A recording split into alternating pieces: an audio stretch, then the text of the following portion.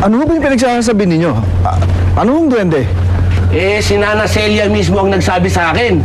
May nakita daw siyang duwende dito. O yun. Sus!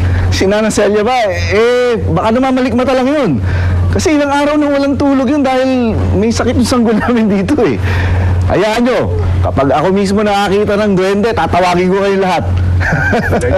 Ang bihira naman ko. Pasensya na. Sige, uwi na kayo. Wala ko yun. Sige. Sige, okay lang.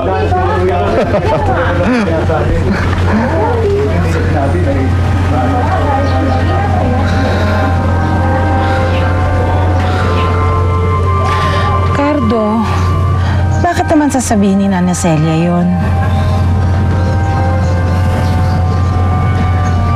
Ewan ko rin.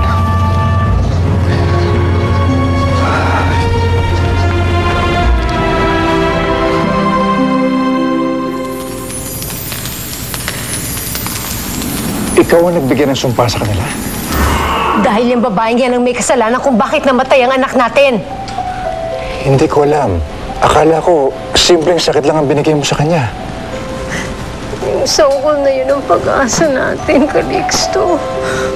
Kung nakuha ko sana siya, meron tayong ipapakilala sa kaharian bukas.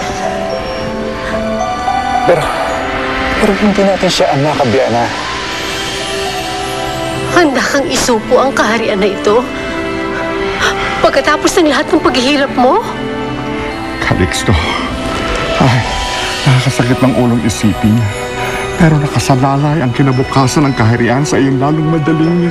Bakit po? May mga gahaman sa kapangyarihan na gustong mamuno ng kaharian ninyo. Sino po? Hindi pa namin alam. Kung sino man sila, kailangan silang mapigilan. Nakikita ko na bukas, Juliano. Walang maipapakilalang bata sina Calixto at Abiana. Maghahanap na ng bagong hari at bagong reyna ang buong kaharian. Ikaw at ako ang maiisip nila.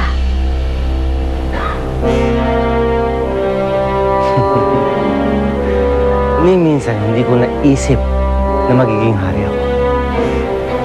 Ikaw ang nagbukas ng aking kaisipan, mahal ko. Reyna Romera. Haring Juliano.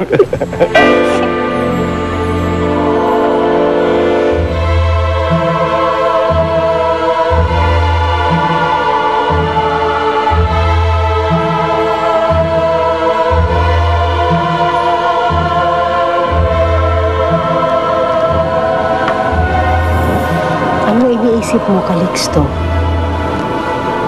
Nababagabag ako, Biana.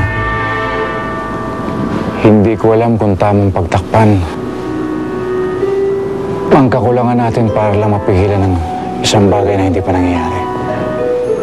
Nagbigay na ng basbas si Nuno Umberto. Nangako siya na gagawa siya ng paraan.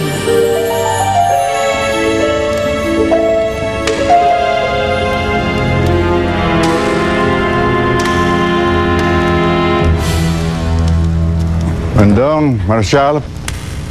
Sabi sa'yo, gusto na tayo makainuman ni Nuno Umberto. Ay, tumahimik ka nga, Joan Wendong. Tumahimik na nga po.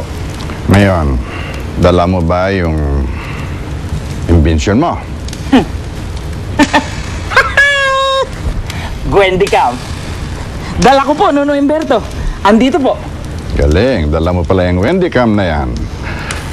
Gagamitin mo lang yan sa palasyo.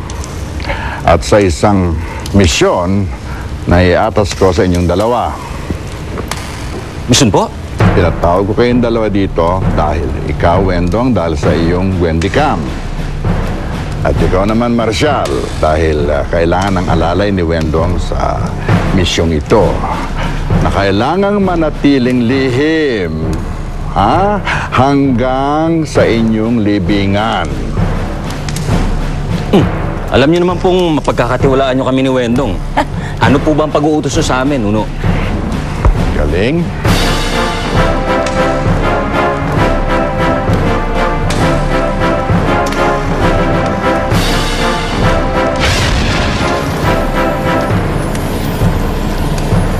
Ngayon,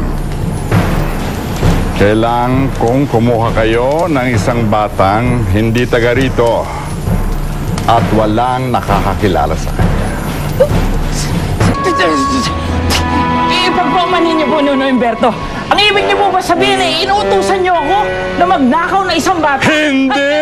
Hindi kayo magnanakaw ng bata. Sabi ko nga po.